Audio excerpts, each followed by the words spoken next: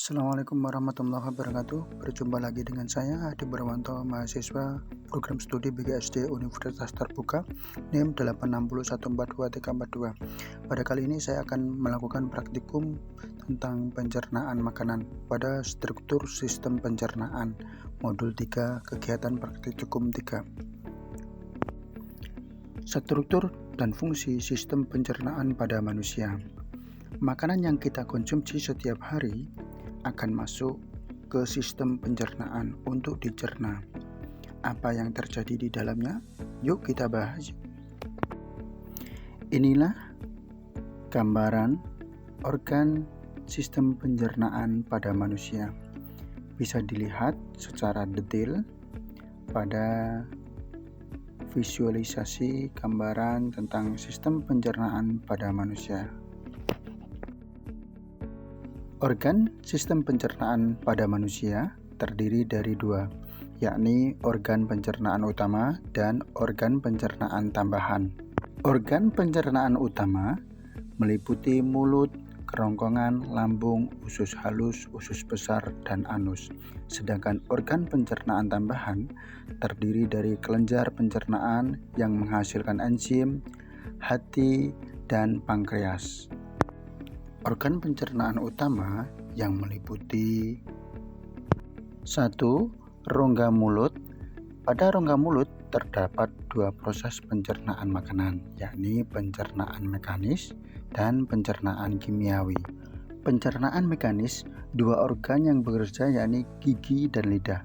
Gigi mencerna makanan secara mekanis dengan cara dikunyah sampai halus agar mudah ditelan, sedangkan lidah menelan, mendorong, dan mengatur letak makanan, serta sebagai indera perasa, dibantu dengan kelenjar lidah.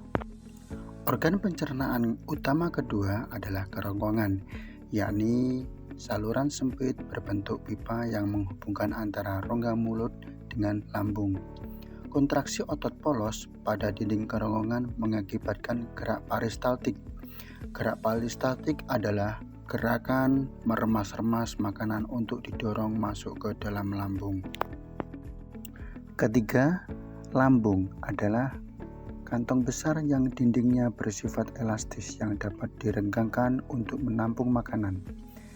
Terdapat dua proses pencernaan makanan pada lambung, yakni pencernaan mekanis dan pencernaan kimiawi. Pencernaan mekanis pada lambung berlangsung dengan kontraksi otot lambung yang mengaduk makanan dengan gerakan peristaltik.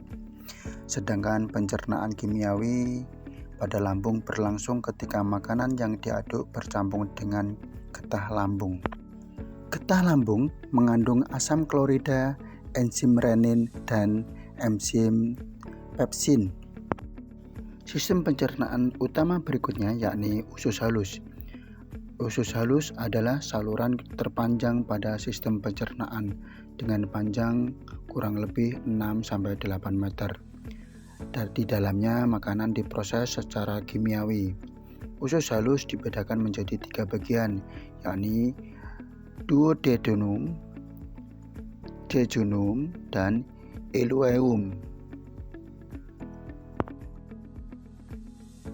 Usus 12 jari atau duodenum adalah muara dari dua saluran, yakni kantong empedu dan kelenjar pankreas. Sedangkan usus kosong atau jejunum terdapat kelenjar yang menghasilkan enzim lipase, laktase, maltase, dan sukrase. Sedangkan usus penyerapan atau ileum di dalamnya terdapat jonjot usus atau villi yang berfungsi untuk memperluas permukaan usus. Organ pencernaan utama yang kelima adalah usus besar yang memiliki fungsi utama yaitu mengatur kadar air pada sisa makanan. Di dalam usus besar terjadi proses pembusukan sisa makanan oleh bakteri E. coli. Organ pencernaan utama yang keenam adalah anus, yaitu bagian akhir dari saluran pencernaan yang berfungsi sebagai jalan keluar tinja dari tubuh. Sebelum dikeluarkan, tinja disimpan sementara di dalam rektum. Berikutnya akan kita sampaikan organ pencernaan tambahan yang terdiri dari hati dan pankreas. Organ pencernaan tambahan yang pertama adalah hati, yakni kelenjar terbesar dalam tubuh yang menghasilkan getah empedu. Getah empedu mengandung garam empedu, bilirubin, dan elektrolit. Organ tambahan yang kedua adalah pankreas yang menghasilkan getah pankreas yang mengandung zat berikut. Pertama, enzim amilase, yakni merombak amilio menjadi maltosa dan glukosa. Yang kedua, enzim tripsin, yakni yang merombak protein menjadi asam amino.